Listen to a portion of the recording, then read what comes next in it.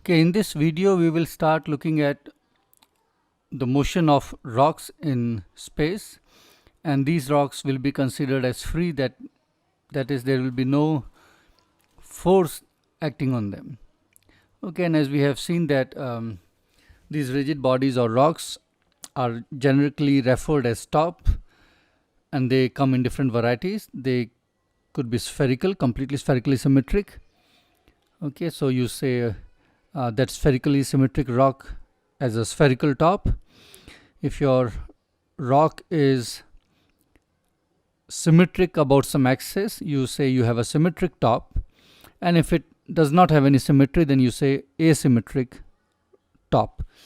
Okay, so let's imagine some rock is moving around in space and it's spherical, it's spherically symmetric, and then we want to know how it will be moving about. And as before, in the last video, we would not be looking at the motion of its center of mass, so we are only looking at the non-trivial part, the part due to rotation of this rock. Okay, so first case of spherical rock is very easy to look at. So let me write down here spherical rock.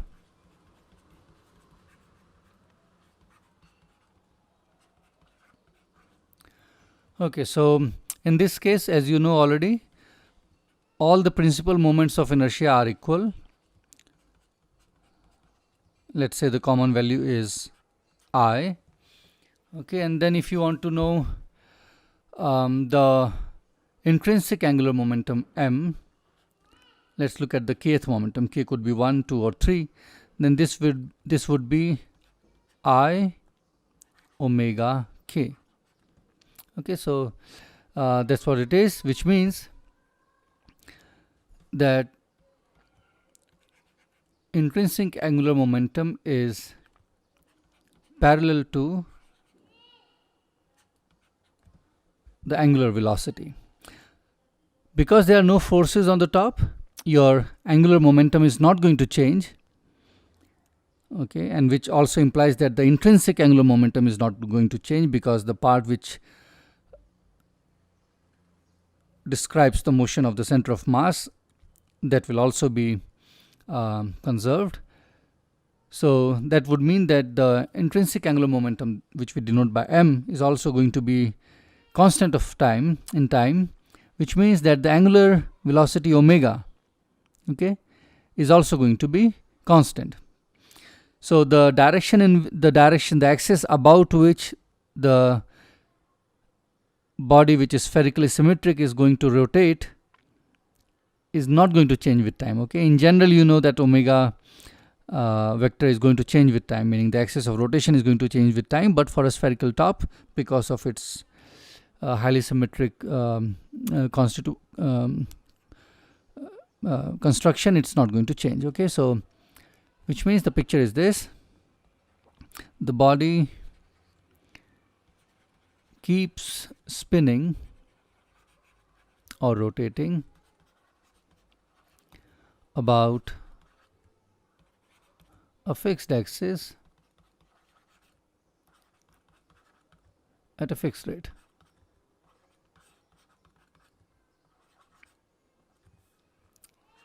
Okay, so that's the simple motion that it is going to execute.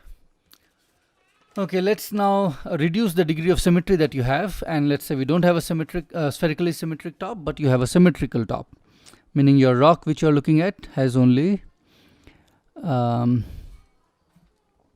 axis of symmetry. So now I want to look at symmetrical top.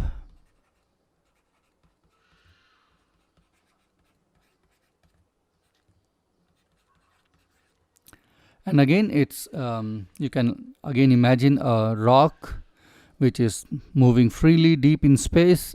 It has been thrown in some manner. Okay, and just now you just want to know how it moves around. Okay, so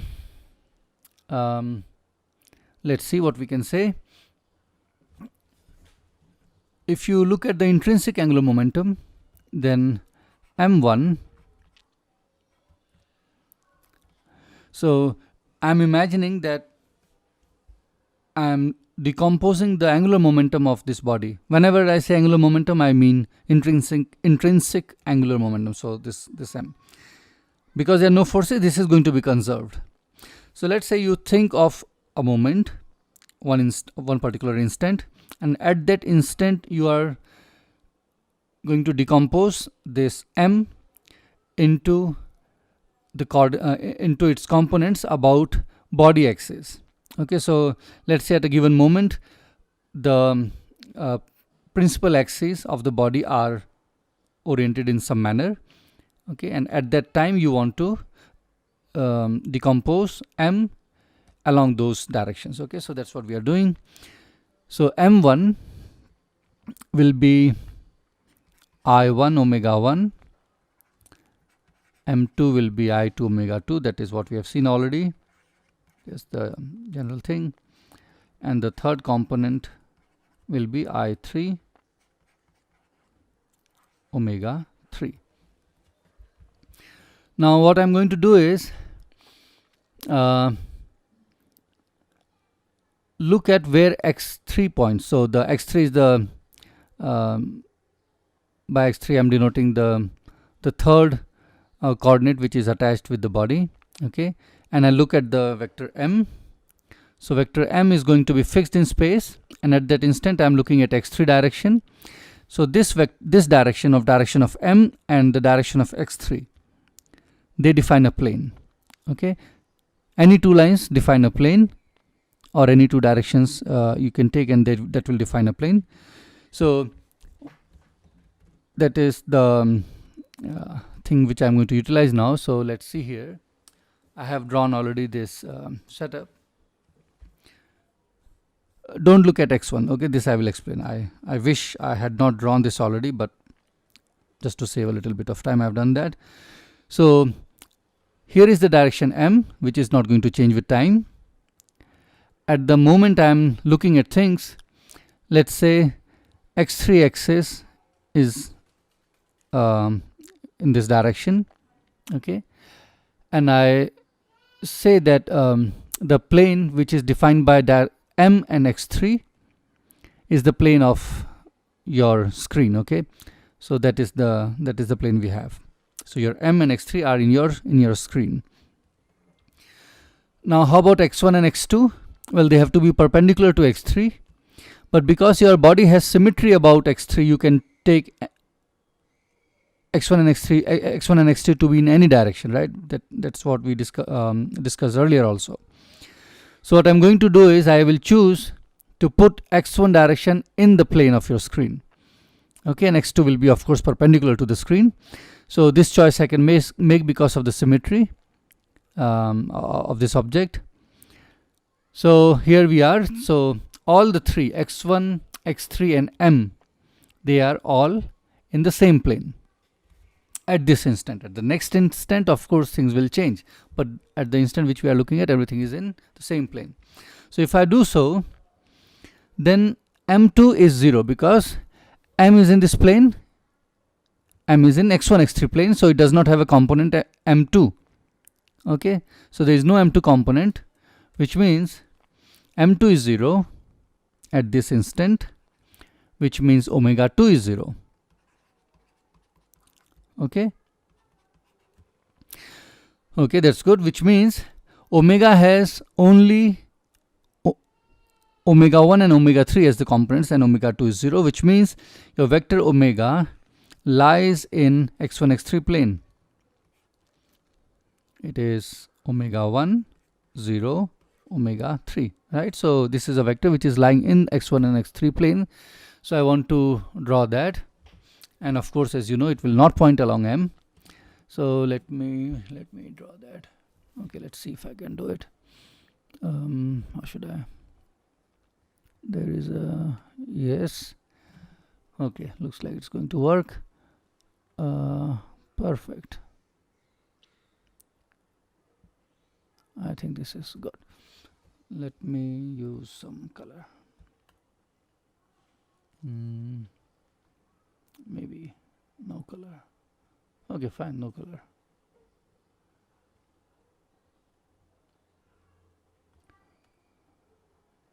Okay, let's use red. So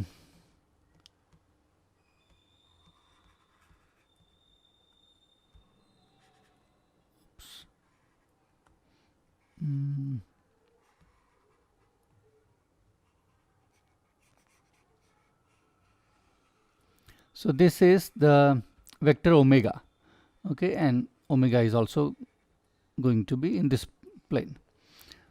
Okay, that's nice. Let me cross it. This is my vector.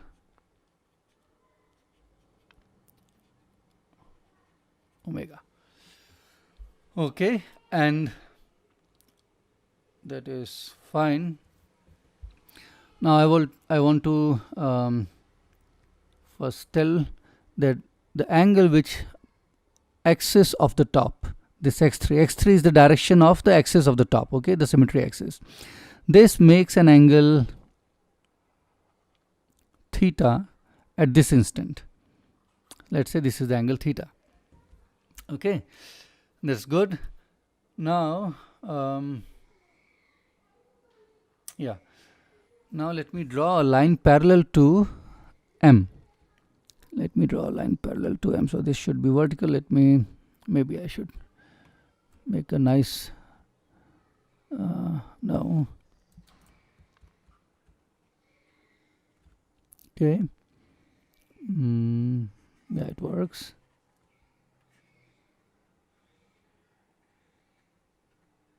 Okay, so this direction which I am about to draw is parallel to the intrinsic angular momentum. Let me yeah, put just this. Looks perpendicular. Yes, it looks.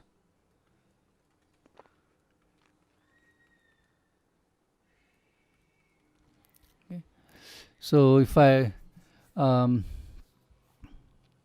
maybe I should just fill it up. Okay, and yeah, good. So this one I'm going to call this vector from here to there as omega PR. Okay, PR for precision. You'll see why I have used this subscript. So anyhow, it is just the projection of omega along the direction of M. Okay, and then this remaining part, so this vector from here to there, let me again bring this.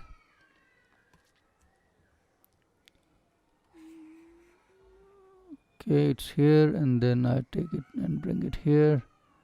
Perfect. This vector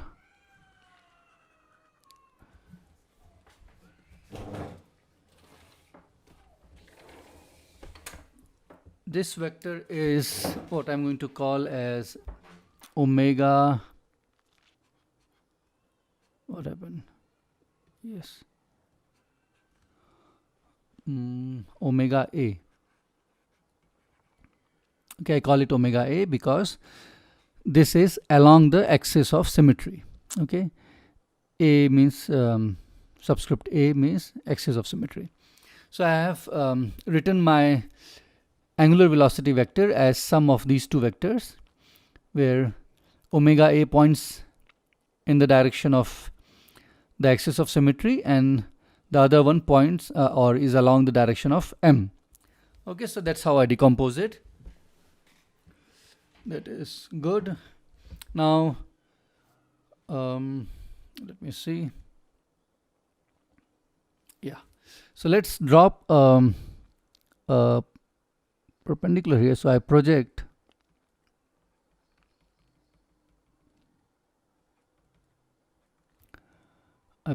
omega along this direction, which will be omega 3. Okay,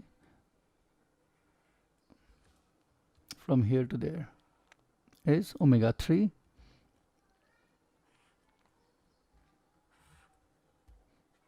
Okay, third component of the angular moment, angular velocity. Okay, and then this anyway is omega A, and this piece from here to there is omega precession times cos theta, because this angle is also theta. So this will be omega precession, okay, omega PR cos theta. Okay, that's good. Now let's have a understanding of this. Perfect. Okay, so first thing is, let me write down a few equations now. I think I've written down everything. Yes, correct. Okay, so first is that my omega is omega precession PR plus omega A. Okay, that's the decomposition of this vector we have done. So let me, I think I've said already. So here omega has been written as a sum of omega PR, which is parallel to M, and omega A, which is along the symmetry axis of the top.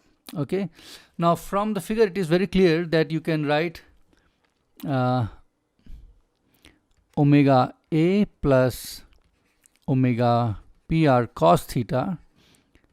This is omega 3, right? So here you have omega 3 from here to there, and this is sum of omega A and omega PR cos theta. That's what I've written. So let me call this as equation 1. Very good.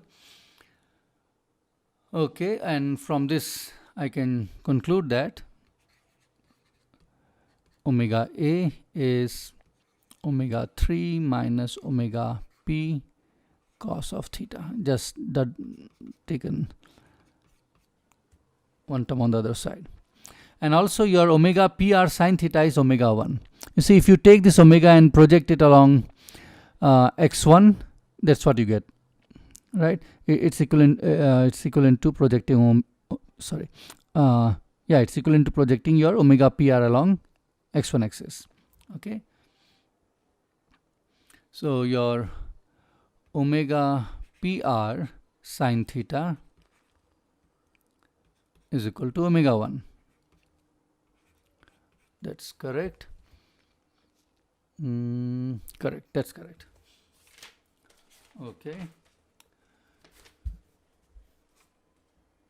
Now I know my M, okay, angular momentum, and I would like to determine these omegas, and what I'm interested is in omega A and omega PR. So I'm going to use my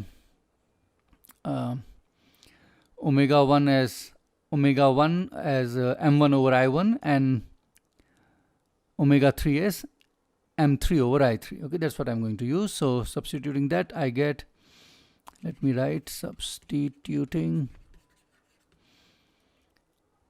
m1 m, let's say mk I k omega k, there is no summation over k. I get the following. I get, you can easily check, that's trivial, that omega precession is m over I1. Okay, that's one result I have. So this says that your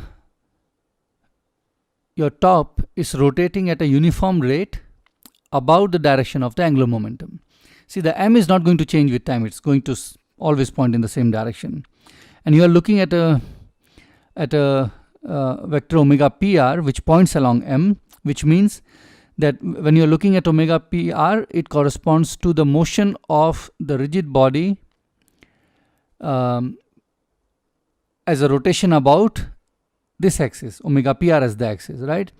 So that is why it corresponds to a rotation about the direction of angular momentum, and that is what we call as precession. Okay, so let me write it down. This corresponds to the axis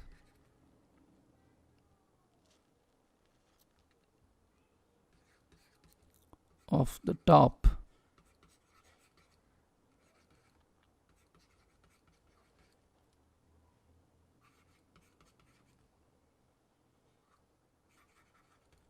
at a uniform rate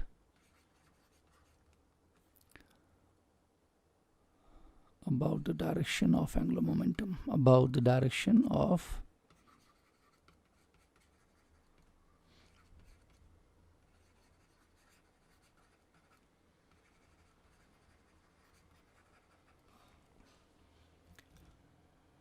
okay, that is fine. And then the remaining thing, let me talk about. So my omega A is, where is it? I think I wrote it before, is omega 3 minus omega p cos theta. So this is the equation I'm using. Let me write it again.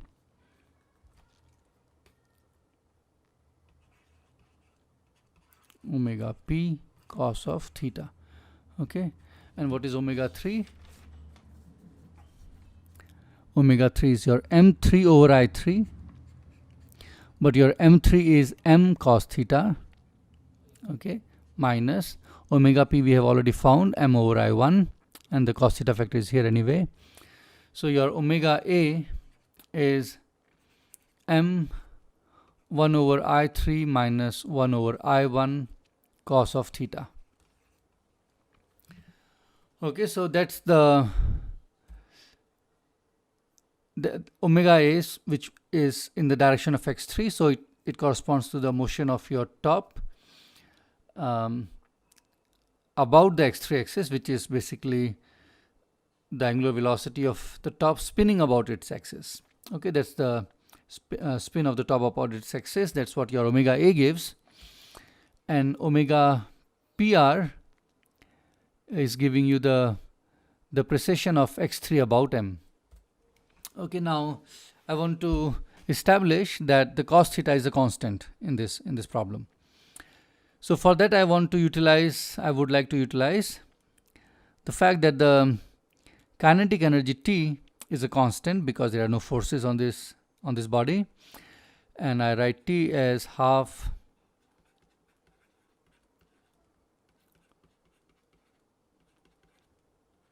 two square plus half I3 omega 3 square. I believe I have done this already. Let me check. We were looking at, correct? Okay. So here you see we wrote down the kinetic energy as sum of these two terms, and you had omega j, I, j, l, omega l. All you have to do is now go to the principal axis. So once you are in the principal axis, your I will be diagonal, and it will have components I1, I2, I3, and this will become I1 omega 1 square plus I2 omega 2 square plus I3 omega 3 square, and each of the terms will be multiplied with a half. That's what I'm using now. That's what I'm writing now.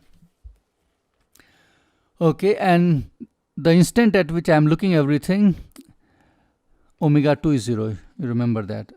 Your vector omega lies in the x1, x3 plane.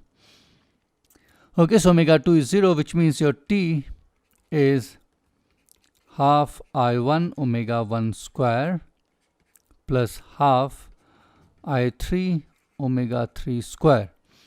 And if I again substitute what omega 1 and omega 2 are in terms of angular momentum, you get half m square sine square theta over I1 plus cos square theta over I2, or sorry, I3. Okay, because T is constant, m is constant, you conclude that your theta is constant. Okay, which means that the body is going to make a fixed angle with respect to m. The x3 is going to make a fixed angle with respect to m. This theta is not going to change. The object, the rock is going to spin about its axis with angular velocity omega A that we have determined already here. Okay, and it's also, the axis also, x3 axis is also going to precess about m, and it is again going, x3 is going to move at a uniform rate about m. It will keep going like this. Okay, and the angle will not change. That's the general motion of a free rigid body which is symmetric. Okay, but here you note that the direction of m and omega were not same. If they were same, if they were in the same direction, then what would happen? I'll leave for that you to figure out. Should be easy. Okay, that's good. And maybe one more thing. Yeah, I will also leave you to figure out what happens if your I3 is smaller than I1, or if your I3 is bigger than I1, because there will be a difference in sign in these two cases. Okay, so that is another thing I would urge you to think about. So that's the motion of a symmetric rigid body in free space, and we'll continue more on rigid bodies in the next video.